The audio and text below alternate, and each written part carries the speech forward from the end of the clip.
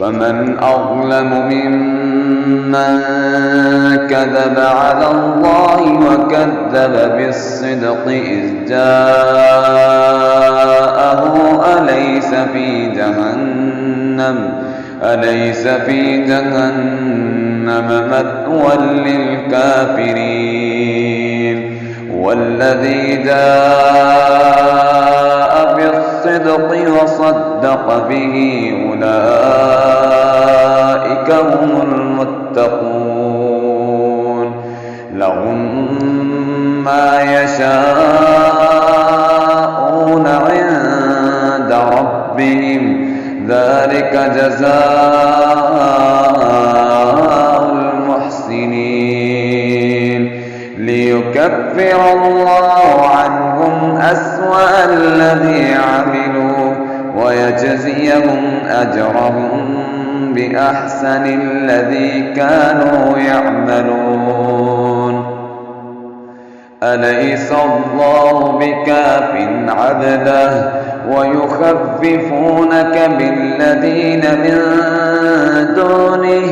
ويخوفونك بالذين من دونه ومن يضلل الله فما له من هاد ومن يهد الله فما له من مضل أليس الله بعزيز ذي انتقام ولئن سألتهم من خلق السماوات والأرض ليقولن الله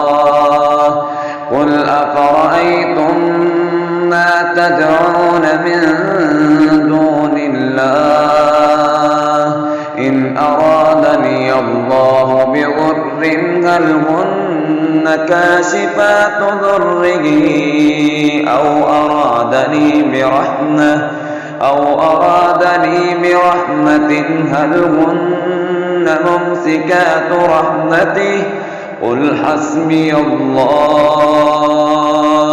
قل حسبي الله عليه يتوكل المتوكلون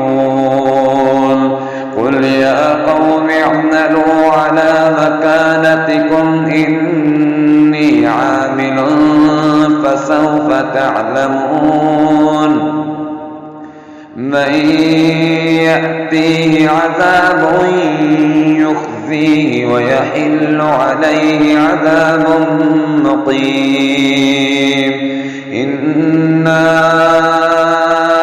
أنزلنا عليك الكتاب للناس بالحق فمن اهتدى فلنفسه ومن ضل فإنما يضل عليها وما أنت عليهم بوكيل الله يتوفى الأنفس حين موتها والتي لم تمت في منامها فيمسك التي قضى عليها الموت ويرسل الأخرى إلى أجل مسمى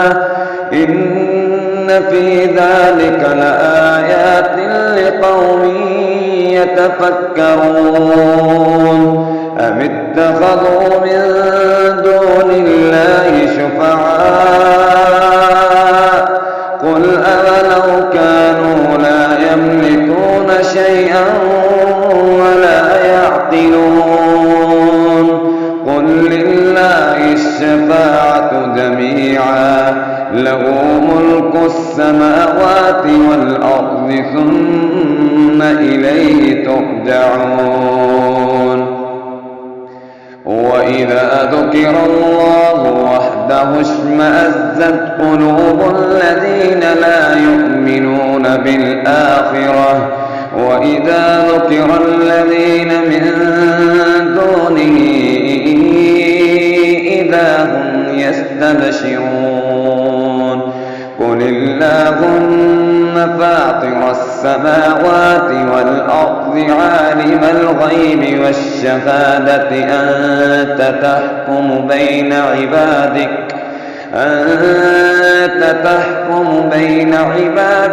فيما كانوا فيه يختلفون ولو أن للذين ظلموا ما في الأرض جميعا ومثله معه لابتدوا به من سوء العذاب يوم القيامة وبدا لهم من الله ما لم يكونوا يحتسبون وبدا لهم سيئات ما كسبوا وحاق بهم ما كانوا به يستهزئون فإذا مس الإنسان ضر دعانا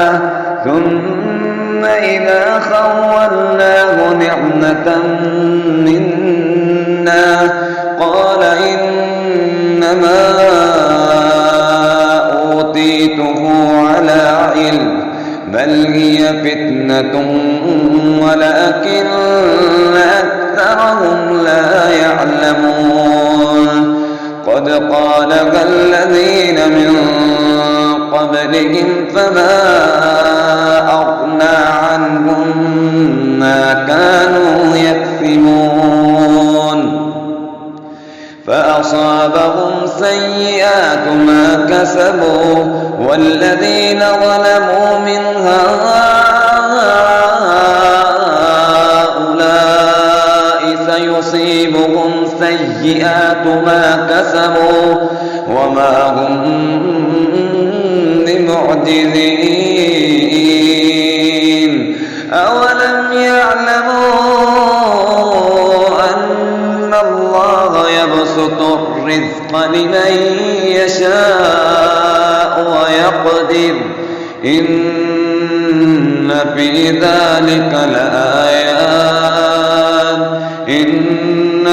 ذلك لآيات لقوم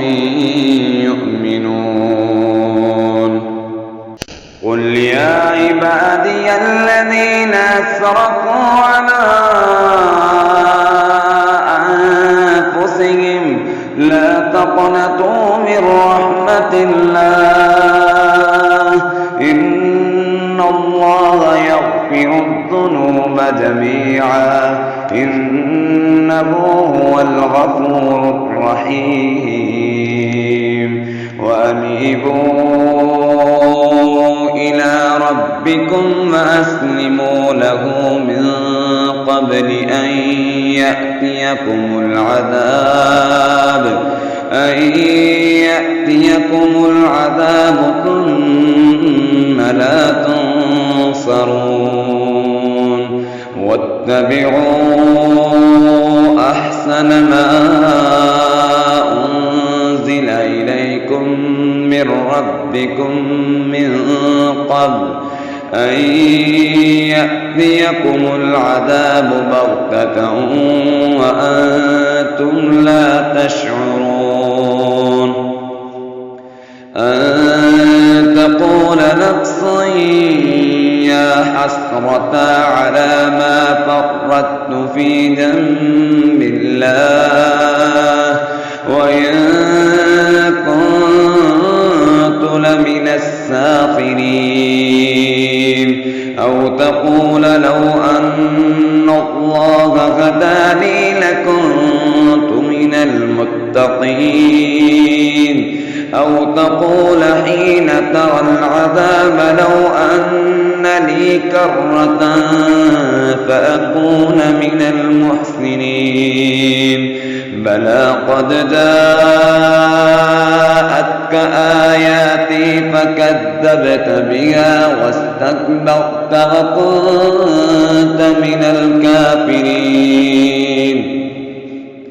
ويوم القيامة ترى الذين كذبوا على الله وجوههم مسودة أليس في جهنم مثوى للمتكبرين وينجي الله الذين اتقوا بمفازتهم لا يمسهم السوء ولا هم يحزنون الله خالق كل شيء وهو على كل شيء وكيل له مقاليد السماوات والأرض والذين كفروا بآيات الله أولئك هم الخاسرون قل أفغير الله تأمروني أعبد أيها الجاهلون ولقد أوحي إليك وإلى الذين من قبلك لئن أشركت ليحبطن عملك ولتكونن من الخاسرين بل الله فاعبد وكن من الشاكرين وما قدر الله حق قدره والأرض جميعا قبضته يوم القيامة والسماوات مطويات بيمينه سبحانه وتعالى عما يشركون ونفخ في الصور فصعق من في السماوات ومن في الأرض إلا من شاء الله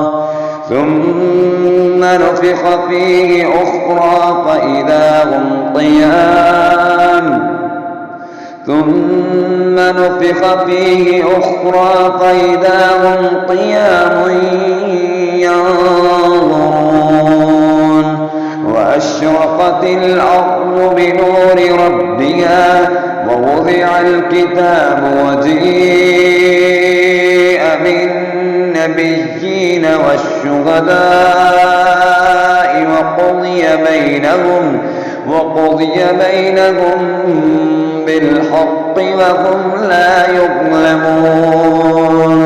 ووفيت كل نفس ما عملت وهو أعلم بما يفعلون وسيق الذين كفروا إلى جهنم زمرا حتى إذا جاءوها فتحت أبوابها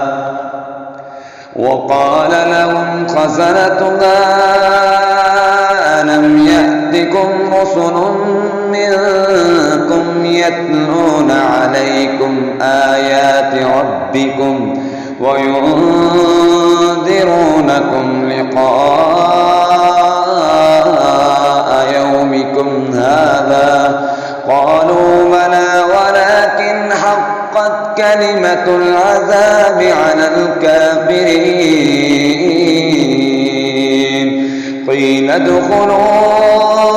أبواب جهنم خالدين فيها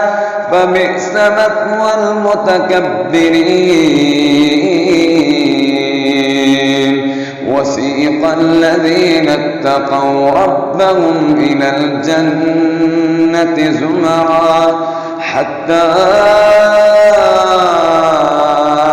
إذا جاءوها وفتحت أبوابها وقال لهم خزنتها سلام عليكم طبتم فادخلوها خالدين وقالوا الحمد لله الذي صدقنا وعده وعده وأورثنا الأرض نتبوأ من الجنة حيث نشاء فنعم أجر العاملين. وترى الملائكة حافين من حول العرش يسبحون بحمد ربهم وقضي بينهم بالحق وقيل الحمد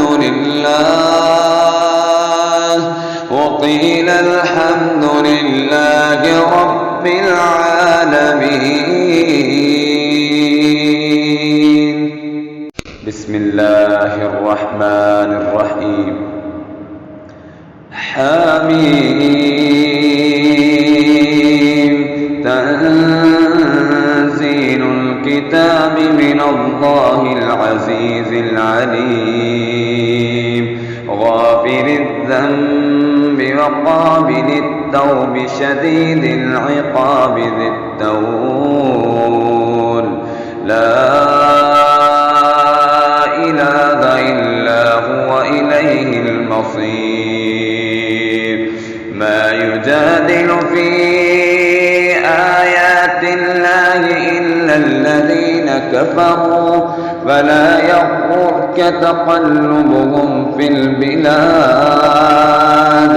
كذبت قبلهم قوم نوح والأحزاب من بعدهم وهمت كل أمة برسولهم ليأخذوه وجادلوا بالباطل ليدحضوا به الحق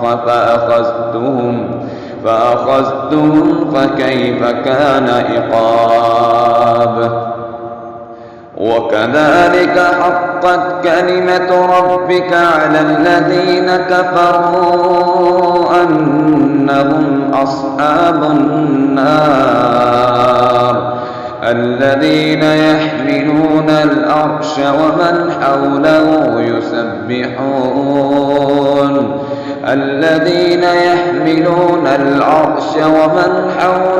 يسبحون بحمد ربهم ويؤمنون به ويستغفرون للذين آمنوا ربنا وسعت كل شيء رحمة وعلما فاغفر للذين تابوا واتبعوا سبيلك وقهم عذاب الجحيم. ربنا وأدخلهم جنات عدن التي وعدتهم ومن صلح من آبائهم وأزواجهم وذرياتهم إنك أنت العزيز الحكيم. وقهم السيئات ومن تق السيئات يومئذ فقد رحمته وذلك هو الفوز العظيم. إن الذين كفروا ينادون لمقت الله أكبر من مقتكم أنفسكم إذ تدعون إلى الإيمان فتكفرون. قالوا ربنا أمتنا اثنتين وأحييتنا اثنتين فاعترفنا بذنوبنا فهل إلى خروج من سبيل. ذلكم بأنه إذا دعي الله وحده كفرتم وإن يشرك به تؤمنوا فالحكم لله العلي الكبير. هو هو الذي يريكم آياته وينزل لكم من السماء رزقا وما يتذكر إلا من ينيب فادعوا الله مخلصين له الدين ولو كره الكافرون رفيع الدرجات ذو العرش يلقي الروح من أمره على من يشاء من عباده لينذر يوم التلاق يوم هم بارزون لا يخفى على الله منهم شيء لمن الملك اليوم لله الواحد القهار اليوم تجزى كل نفس بما كسبت لا ظلم اليوم إن الله سريع الحساب وأنذرهم يوم الآزفة إذ القلوب لدى الحناجر كاظمين ما للظالمين من حميم ولا شفيع يطاع يعلم خائنة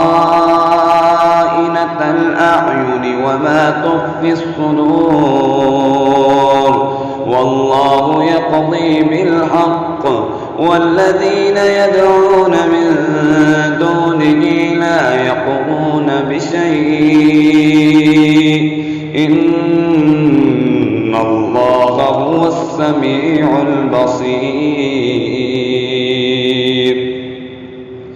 أولم يسيروا في الأرض فينظروا كيف كان عاقبة الذين كانوا من قبلهم كانوا هم أشد منهم قوة وآثارا في الأرض فأخذهم الله بذنوبهم وما كان لهم من الله من واق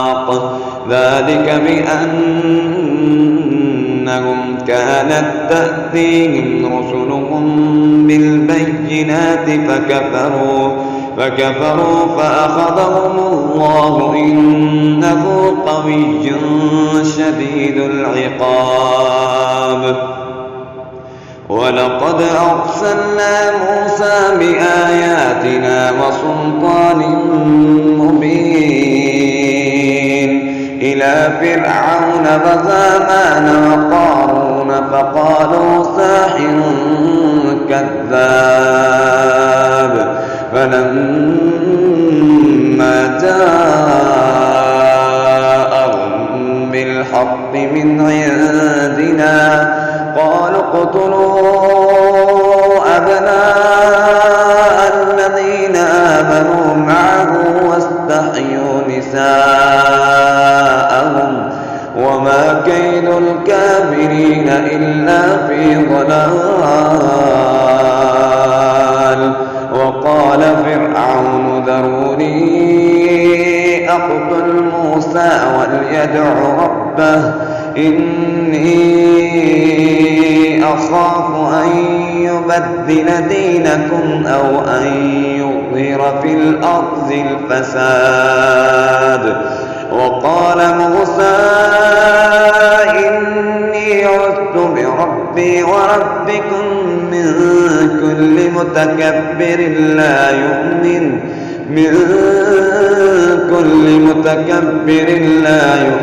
بيوم الحساب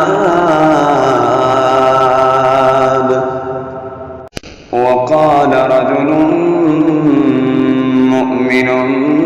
من آل فرعون يكتم إيمانه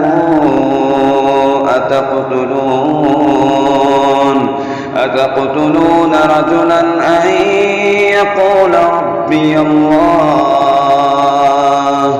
وقد جاءكم بالبينات من ربكم وإن يك كاذبا فعليه كذبه وإن يك صادقا يصبكم بعض الذي يعدكم إن الله لا يهدي من هو مسرف كذاب يا قوم لكم الملك اليوم ظاهرين في الأرض فمن ينصرنا من بأس الله إن جاءنا قال فرعون ما أريكم إلا ما أرى وما أهديكم إلا سبيل الرشاد وقال الذي آمن يا قوم إني أخاف عليكم مثل يوم الأحزاب مثل دأب قوم نوح وعاد وثمود والذين من بعدهم وما الله يريد ظلما للعباد ويا قوم إني أخاف عليكم يوم التناد يوم تولون مدبرين ما لكم من الله من عاصم ومن يضلل الله فما له من هاد ولقد جاءكم يوسف من قبل بالبينات فما زلتم في شك مما جاءكم به حتى إذا هلك قلتم لن يبعث الله من بعده رسولا كذلك يضل الله من هو مسرف مرتاب الذين يجادلون في آيات الله بغير سلطان أتاهم كبر مقتا عند الله وعند الذين آمنوا كذلك يطبع الله على كل قلب متكبر جبار وقال فرعون يا هامان ابن لي صرحا لعلي أبلغ أسباب السماوات فأطلع إلى إله موسى وإني لأظنه كاذبا وكذلك زين لفرعون سوء عمله وصد عن السبيل وما كيد فرعون إلا في تباب وقال الذي آمن يا قوم اتبعون أهدكم سبيل الرشاد يا قوم إنما هذه الحياة الدنيا متاع وإن الآخرة هي دار القرار من عمل سيئة فلا يجزى إلا مثلها ومن عمل صالحا من ذكر أو أنثى وهو مؤمن فأولئك يدخلون الجنة يرزقون فيها بغير حساب ويا قوم ما لي أدعوكم إلى النجاة بالنجاة وتدعونني إلى النار تدعونني ليكفر بالله وأشرك به ما ليس لي به علم وأنا أدعوكم إلى العزيز الغفار لا جرم أن ما تدعونني إليه ليس له دعوة في الدنيا ولا في الآخرة وأن مردنا إلى الله وأن المسرفين هم أصحاب النار فستذكرون ما أقول لكم وأفوض أمري إلى الله إن الله بصير بالعباد فوقاه الله سيئات ما مكروا وحاق بآل فرعون سوء العذاب النار يعرضون عليها غدوا وعشيا ويوم تقوم الساعة أدخلوا آل فرعون أشد العذاب وإذ يتحاجون في النار فيقول الضعفاء للذين استكبروا إنا كنا لكم تبعا فهل أنتم مغنون عنا نصيبا من النار قال الذين استكبروا إنا كل فيها إن الله قد حكم بين العباد وقال الذين في النار لخزنة جهنم ادعوا ربكم يخفف عنا يوما من العذاب قالوا أولم تك تأتيكم رسلكم بالبينات قالوا بلى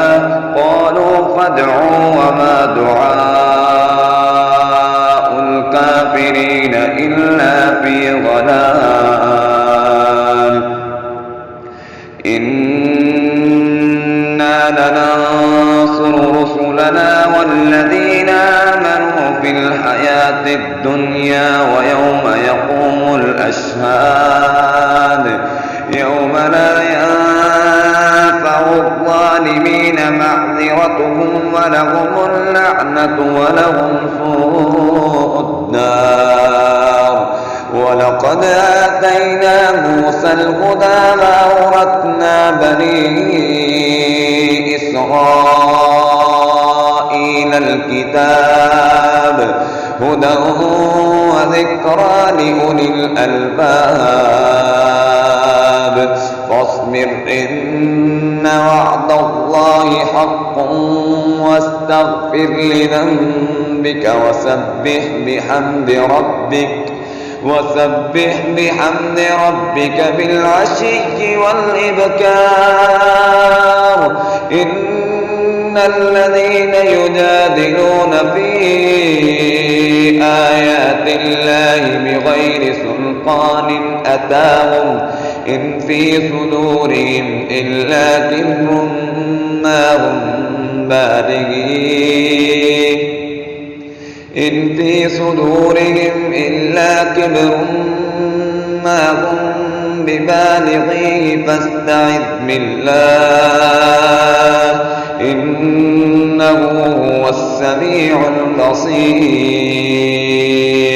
لخلق السماوات والأرض أكبر من خلق الناس ولكن أكثر الناس لا يعلمون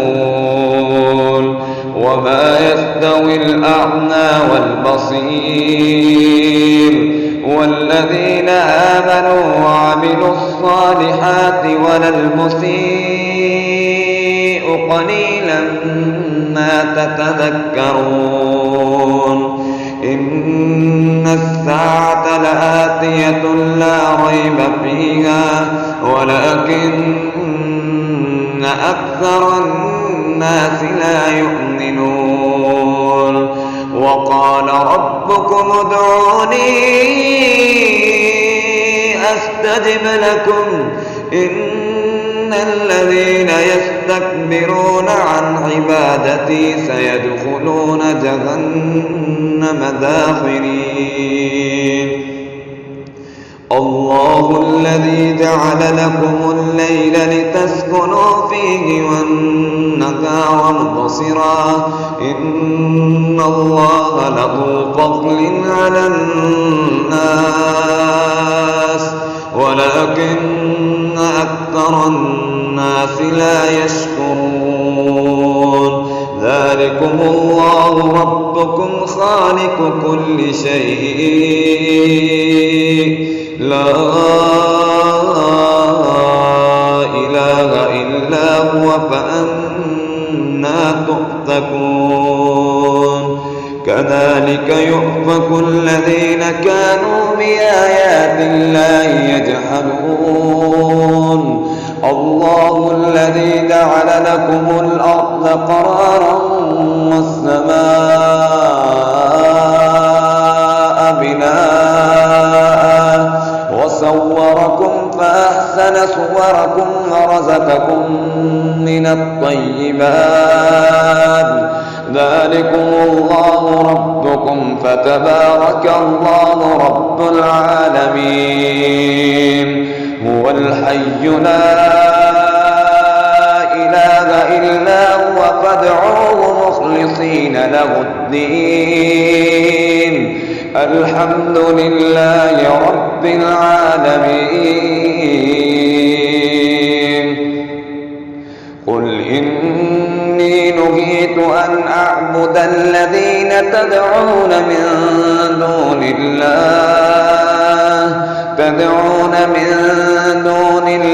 لما جاءني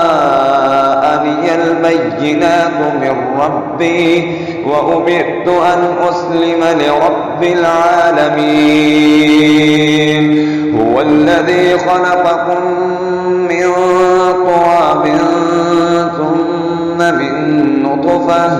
ثم من نطفة ثم من علقة ثم يخرجكم طفلا ثم لتبلغوا أشدكم ثم لتكونوا شيوخا ومنكم من يتوفى من قبل ولتبلغوا أجلا مسمى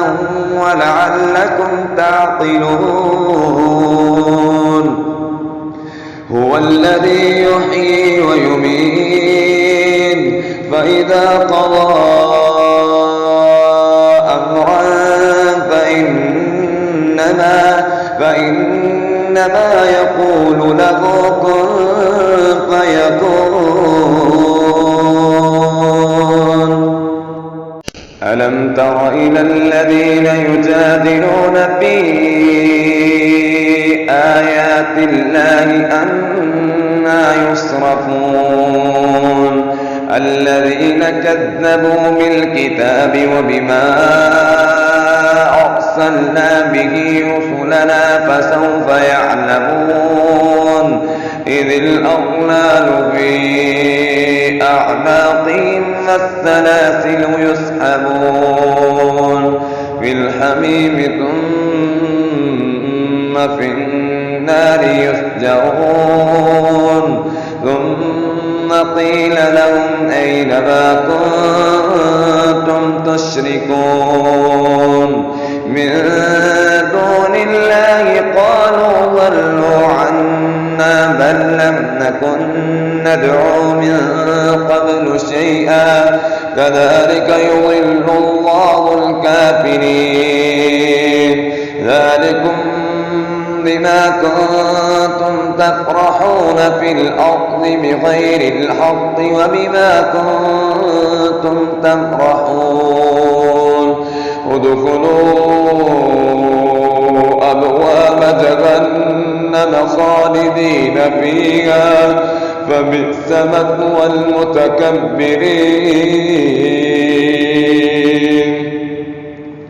فاصبر إن وعد الله حق فإما نرينك بعض الذي نعدهم أو نتوفينك فإلينا يرجعون ولقد أرسلنا رسلا من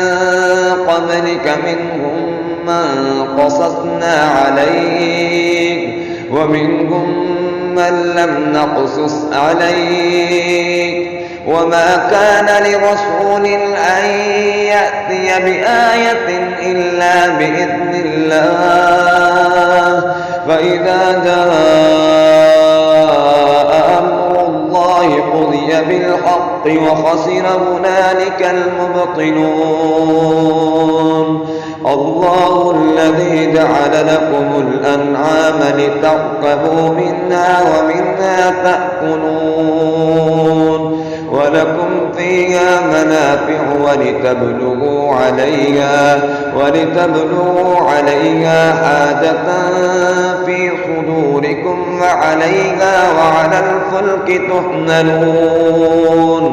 ويريكم آياته فأي آيات الله تنكرون أفلم يسيروا في الأرض فينظروا كيف كان عاقبة الذين من قبلهم كانوا أكثر منهم وأشد قوة وآثارا في الأرض فما أغنى عنهم ما كانوا يكسبون فلما جاءتهم رسلهم بالبينات فرحوا بما عندهم من العلم وحاق بهم ما كانوا به يستهزئون فلما رأوا بأسنا قالوا آمنا بالله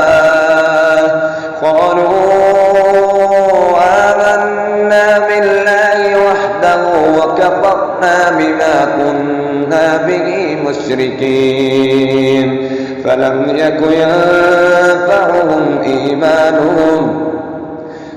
يك ينفعهم إيمانهم لما رأوا بأسنا سنة الله التي قد خلت في عباده وخسر هنالك الكافرون بسم الله الرحمن الرحيم حميم تنزيل من الرحمن الرحيم كتاب فصلت آياته قرآنا عربيا لقوم يعلمون بشيرا ونذيرا فأعرض أكثرهم فهم لا يسمعون وقالوا قلوبنا في أكنة مما تدعونا إليه وفي آذاننا وقر ومن بيننا وبينك حجاب فاعمل إننا عاملون قل إن إنما أنا بشر مثلكم يوحى إلي أنما إلهكم إله واحد فاستقيموا إليه واستغفروه وويل للمشركين الذين لا يؤتون الزكاة وهم بالآخرة هم كافرون إن الذين آمنوا وعملوا الصالحات لهم أجر غير ممنون قل أئنكم لتكفرون بالذي خلق الأرض في يومين وتجعلون له أندادا ذلك رب العالمين وجعل فيها رواسي من فوقها وبارك فيها وقدر فيها أقواتها في 4 أيام سواء للسائلين ثم استوى إلى السماء وهي دخان فقال لها وللأرض ائتيا طوعا أو كرها قالتا أتينا طائعين فقضاهن 7 سماوات في يومين وأوحى في كل سماء أمرها وزينا السماء الدنيا بمصابيح وحفظا ذلك تقدير العزيز العليم فإن أعرضوا فقل أنذرتكم صاعقة مثل صاعقة عاد وثمود إذ جاءتهم الرسل من بين أيديهم ومن خلفهم ألا تعبدوا إلا الله قالوا لو شاء ربنا لأنزل ملائكة فإنا بما أرسلتم به كافرون فأما عادا فاستكبروا في الأرض بغير الحق وقالوا من أشد منا قوة أولم يروا أن الله الذي خلقهم هو أشد منهم قوة وكانوا بآياتنا يجحدون فأرسلنا عليهم ريحا صرصرا في أيام نحسات لنذيقهم عذاب الخزي في الحياة الدنيا ولعذاب الآخرة أخزى وهم لا ينذرون ولعذاب الآخرة أخزى وهم لا ينصرون وأما ثمود فهديناهم فاستحبوا العمى على الهدى فأخذتهم صاعقة العذاب الهون بما كانوا يكسبون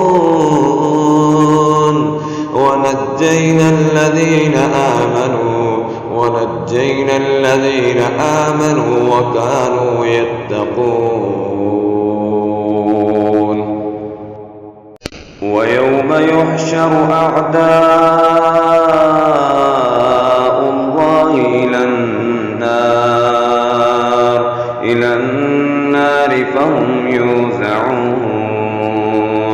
حتى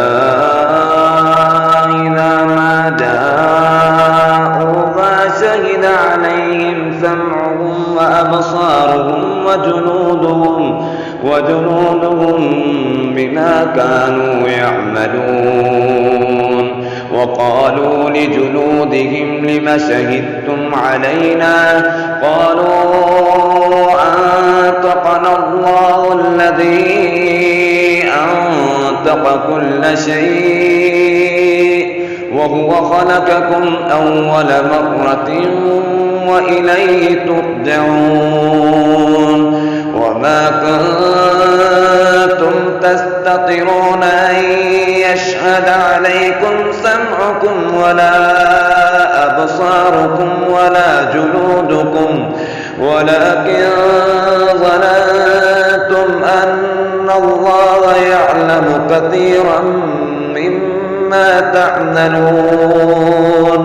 وذلكم ظنكم الذي ظننتم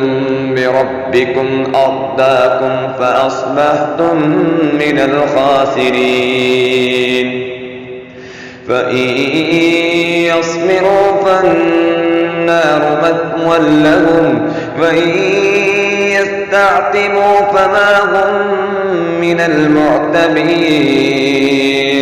وقيضنا لهم قرناء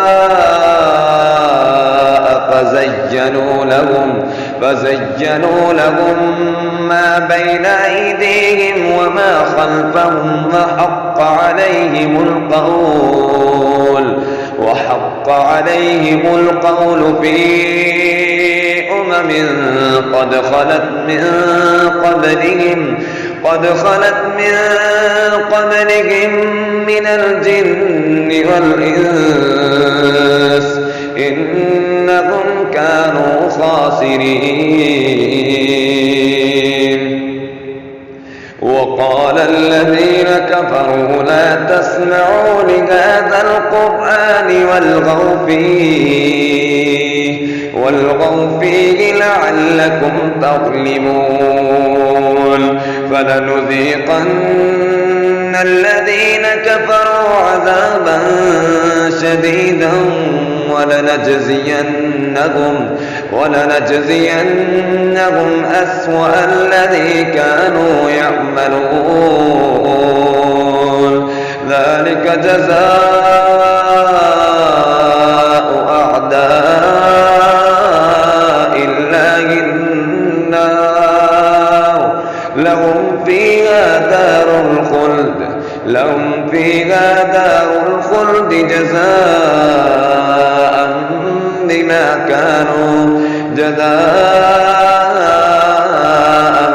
بما كانوا بآياتنا يجحدون. وقال الذين كفروا ربنا أرنا الذين أضلانا من الجن والإنس نجعلهما تحت أقدامنا ليكونا من الأسفلين. إن الذين قالوا ربنا الله ثم استقاموا تتنزل عليهم الملائكة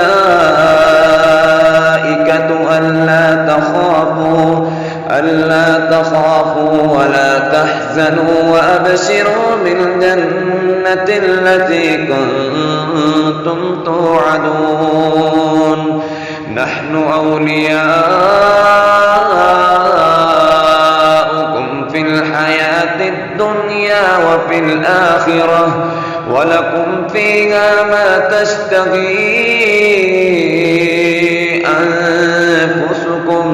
ولكم فيها ما تدعون نزلا من غفور رحيم. ومن أحسن قولا ممن دعا إلى الله وعمل صالحا وقال إنني من المسلمين. ولا تستوي الحسنة ولا السيئة ادفع بالتي هي أحسن فإذا الذي بينك وبينه عداوة كأنه ولي حميم وما يلقاها إلا الذين صبروا وما يلقاها إلا ذو حظ عظيم وإما ينزغنك من الشيطان نزغ فاستعذ بالله إنه هو السميع العليم ومن آياته الليل والنهار والشمس والقمر لا تسجدوا للشمس ولا للقمر واسجدوا لله الذي خلقهن إن كنتم إياه تعبدون فإن استكبروا فالذين عند ربك يسبحون له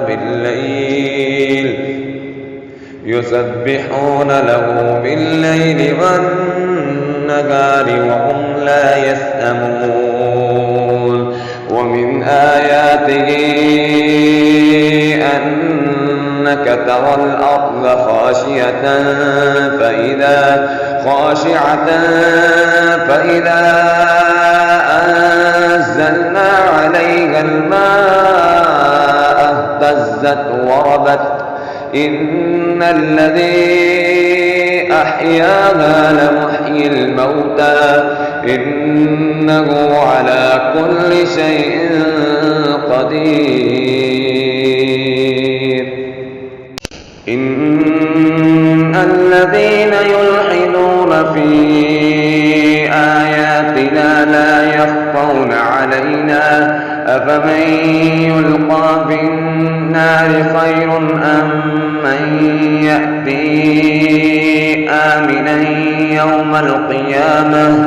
اعملوا ما شئتم إنه بما تعملون بصير إن الذين كفروا بالذكر لما جاءهم وإنه لكتاب عزيز لا يأتيه الباطل من بين يديه ولا من خلفه تنزيل من حكيم حميد ما يقال لك إلا ما قد قيل للرسل من قبلك إن ربك له مغفرة وذو عقاب أليم ولو جعلناه قرآنا أعجميا لقالوا لولا فصلت آياته أعجمي وعربي قل هو للذين آمنوا هدى وشفاء والذين لا يؤمنون في آذانهم وقر وهو عليهم عمى أولئك ينادون من مكان بعيد ولقد آتينا موسى الكتاب فاختلف فيه ولولا كلمة سبقت من ربك لقضي بينهم وإنهم لفي شك